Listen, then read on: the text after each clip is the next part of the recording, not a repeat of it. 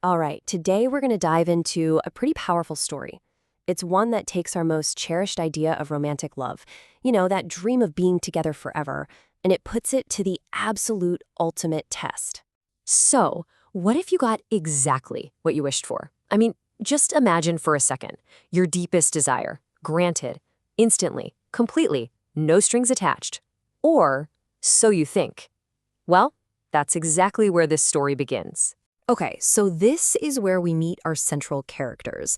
They're a couple, and their wish is something I think a lot of us can probably relate to, that idea of an all-consuming, eternal love. So meet Shang Meng and Yabate. These two are just passionately in love. I mean, so in love that they believe true happiness, the only true happiness, means never being apart. We're talking sharing every single breath, every single moment, forever. It's the ultimate romantic dream, right? Totally idealized. But of course, their dream is about to be put to the test. And I mean in the most literal way you can possibly imagine. And it's all thanks to Yabate's uncle, who is, well, let's just say he's wise and maybe just a little bit mischievous. So the uncle hears their wish and he decides, okay, I'm going to grant it. His gift to them? A physical chain. Yeah, a literal chain. And when they ask him, how long do we have to be chained together? He just replies, forever. It's exactly what you wished for. And their reaction to this? You'd think they'd be horrified. But no, it's manic joy. They think it's this wild romantic game. Yabate's even laughing, saying, oh, this is insane.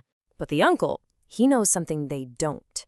As they're celebrating, he turns to his housekeeper and says this really simple but kind of ominous phrase. He's totally setting the stage for what's about to happen. See, this isn't just some crazy game.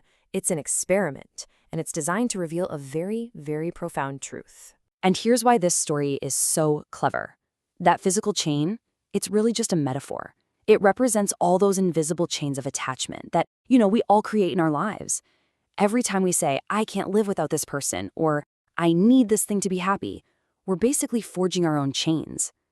This story just takes that invisible bond and makes it startlingly, uncomfortably visible.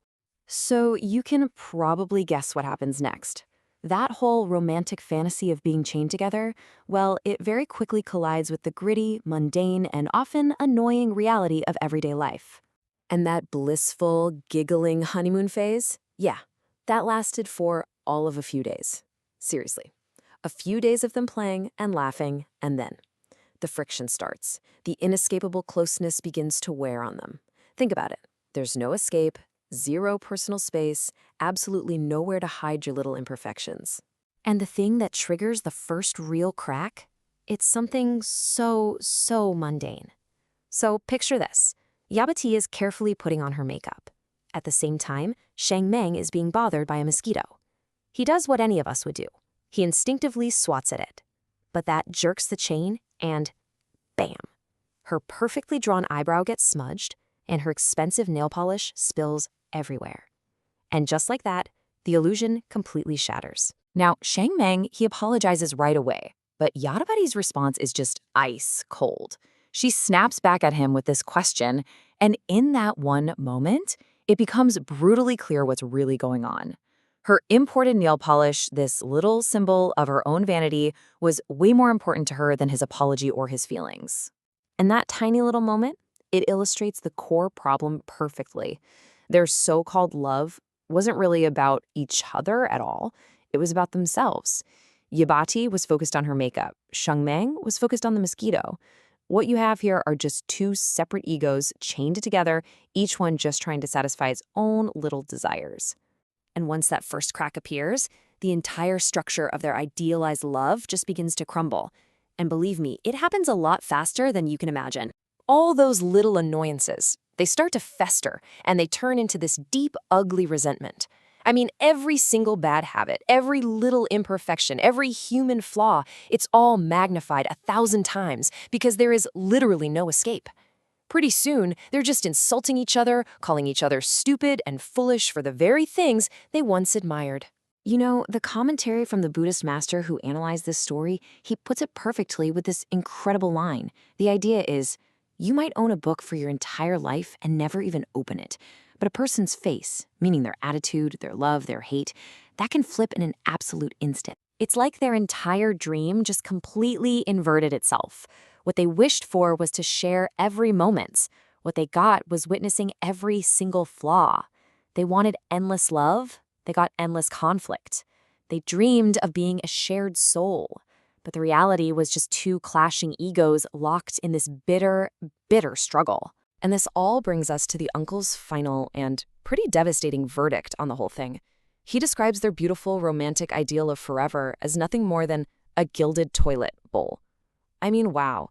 It looks all shiny and precious on the outside, but underneath, well, you get the idea. It's a really harsh metaphor, but it's also incredibly powerful. It's for an attachment that's only beautiful on the surface. So, what's the deeper lesson here? What are we supposed to take away from all this? Because this story isn't just about a failed romance, not at all. It's a really profound teaching on the nature of truth and suffering. Okay, so the central principle at play here is a Buddhist concept called verification. And the idea is actually pretty simple. You can't just believe something is true. You have to test it. You have to experience it directly for yourself and see if your ideals actually hold up when the pressure is on. And when you think about it that way, the uncle wasn't being cruel at all. He was being more like a scientist of the mind. He gave them exactly what they asked for so they could verify their own belief. He just let them conduct the experiment on themselves. And what did they discover? They discovered their own truth, that the very thing they thought was the ultimate good was actually the source of their deepest suffering. So what Chon Ngo and Yababuddy had, it wasn't love.